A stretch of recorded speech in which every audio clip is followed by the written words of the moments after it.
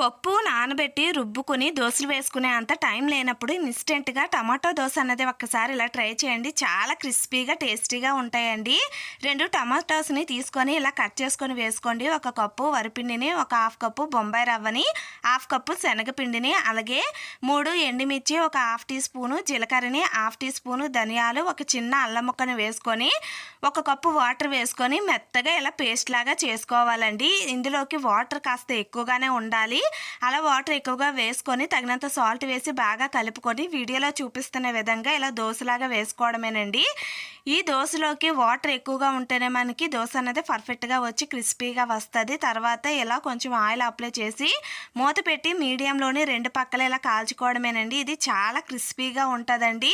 చట్నీ కూడా ఏమీ అవసరం లేకుంటే ఇలాగే అమాంతంగా తినేయచ్చు. ఇలాంటి మరిన్ని వీడియోస్ కోసం ఛానల్ అయితే సబ్స్క్రైబ్ చేసుకొని లైక్ చేయడం అస్సలు మర్చిపోవద్దు.